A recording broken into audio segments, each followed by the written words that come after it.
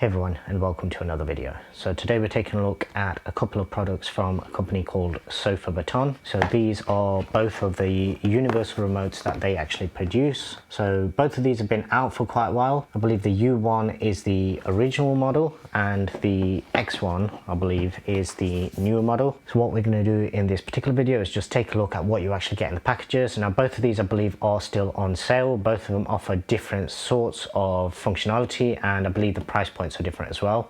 Obviously these have been sent out to me for free. I've not been paid for this sort of video, and basically I've not been influenced in any sort of way. All they've done is I actually reached out to them, in fact, and I asked, because I'd actually done a similar video, whether they'd be interested in letting me review their products. Originally they did actually offer the X1, which I believe is the newer one, but I did actually ask if I could have both, just so then I can actually see what the difference are between the two and what sort of improvements they might have actually made between the two as well. And as both are still on for sale, what sort of features you get if you were to go for one over the other.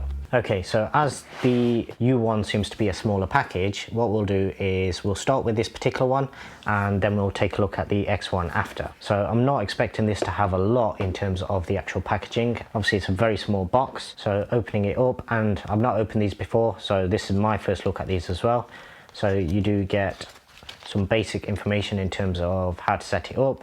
Now with this one, straight away I can see that it is battery powered, so you do have to actually insert your own batteries, so that straight away is something that I don't really prefer. I prefer just to have a built-in battery that you can charge, and as long as you get some sort of notification, or if you have some sort of an idea in terms of how long it lasts, that's my preferred option when it comes to these kind of things. I don't really like changing batteries. So we'll just pop that to a side for a second, see if we do get anything else in the packaging. Nope, that is it. So we literally just get the remote and the user manual. And we'll take a look at the actual remote itself. You do have a little bit of plastic covering just there, so we'll take that off. First impressions is, as with most remotes, plastic build, rubber buttons, not really grippy rubber buttons, so it's not probably going to snag on, say, your sofa or something, but it's probably got enough grip to where you can actually press the buttons and identify them quite easily. I do like the fact that they have separate rockers for volume, as well as your sort of up and down buttons, and then you have your directional pad in the middle as well. Now one of the things that I didn't like on one of the recent ones that I did was I actually prefer remotes with at least a portion of it with a trackpad. Now none of these actually have that functionality, but I'll have to obviously wait and see how this actually performs with tasks on Apple TV. Apple TV is basically my preferred media device, and on that the interface just works a lot better if you have some sort of a trackpad. It just makes it a lot easier to actually function. I don't think at the moment it'll have any batteries in it. Obviously this has been shipped all the way from China. Okay, the rear cover on this is actually quite difficult to get into. It does have some little grooves just there. I'm guessing that's where you're meant to actually press, or rather insert your nail or something to actually get it open, but it's not the easiest to actually get into. So I'll do that off camera and we'll get that powered up, and like I say, I will have a separate video review, but in this video I just want to do the actual unboxing. On to the X1. So this I believe is their newer model. This is basically going to be their flagship, I believe, and this one's got quite a lot of functionality in terms of Wi-Fi, Bluetooth, infrared, and you also get the IR blasters contained within it as well. That's just from what I've actually seen. By the way, I have already downloaded the app, so I will either add that section to the video, or I'll just add that into a separate video showing you how you actually go about setting it up. Straight up, what you're presented with is the actual remote itself in a foam surround. So there is the remote. Now out of the two, ergonomically, I think the newer one is better. Just the size and everything of it, it feels a lot more comfortable to use. This one, I think you would end up having to shuffle quite a bit in order to go through all the buttons, and to be perfectly honest, I do actually prefer the minimalist type of remote, as opposed to being the ones that are littered with buttons. These sort of buttons that it does have is very reminiscent of almost like a Fire TV stick, but also very similar to the Apple TV remotes as well. So what you're actually getting on here is very similar to both. What we'll do is we'll just pop that to a side for a second, and we'll take a look at what else we get. So you do get the user manual just there, and you have plenty of information in there. Hopefully I won't actually need that. Usually with these kind of products, if they're good enough, then you can just set them up straight through the app. You have a little contact card, are you happy with the product, that kind of thing. And then below that you have some more goodies. So first thing we'll do is we'll pull out the power adapter. Straight away, one thing I like is that they've actually thought about where this is going and they've provided a UK plug. A lot of other products that I've had sent to me, they haven't actually come with UK plugs, despite them knowing that obviously I'm based in the UK. This one, obviously it has a little sort of pop out section that actually makes it work with UK plugs, so that's good. We do have a couple of IR blasters just there, so these are the ones that you plug into the back of the hub in order to get it to work with additional devices, and you can basically position these next to any devices that work only via IR. Now I'm hoping that I can actually get everything set up via Bluetooth, that way I don't need to be pointing it at items.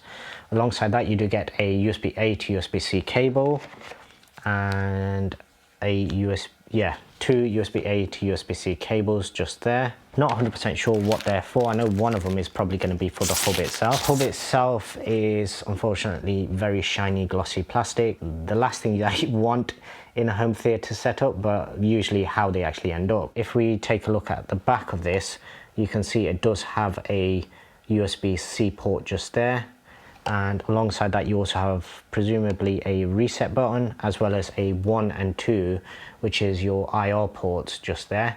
So they are for your IR blasters. The top of it has minimal branding, SofaBaton just there, and then on the front you do have some light. Now I believe this is also used whenever you're actually pairing any additional controls into the remote as well. So if you do want to actually program this using any device that's not on their database, you can basically just do similar to a lot of other universal remotes where you just point your existing remote, whatever it may be it for LED lights, be it for a TV, a soundbar, whatever.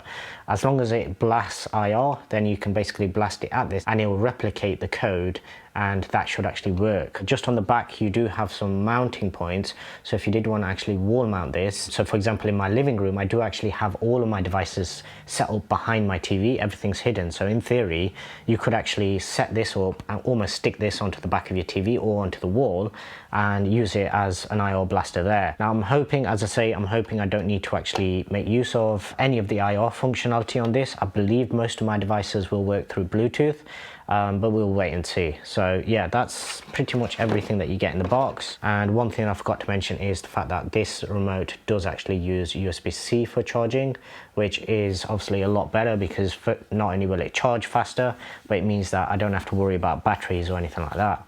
As I say, between the two, the feel and finish on this particular remote is a lot higher quality. This one, I mean, you might even be able to hear that. This one feels a bit sort of cheaper, tinier plastic. The sort of higher portion of the gloss material just makes this one susceptible to fingerprints, and with the top section on this one in particular, it already looks like it's kind of fading a little. So I mean, the functionality may well be perfectly fine, but obviously out of the two, the newer one I think is the one that actually has much better build quality. And if this is the one that costs more, which I'm pretty sure it is, then I think it's probably worth the extra for that extra sort of build quality alone. So yeah, as you can see, this one's actually already powered on, so you can actually just scroll through the various sections there and you can go through obviously your settings. The battery at the moment is pretty low, so it does look like I need to give this a decent charge just to get everything set up, basically get it ready for me to actually go about and actually start doing the review. I will be testing these for a fair while before I actually post any review, but what I may do is just do small inserts, videos just showcasing how you go about adding everything through the app, because that section alone can usually take quite a while. So we'll wait and see how well optimized the SofaBaton app actually is.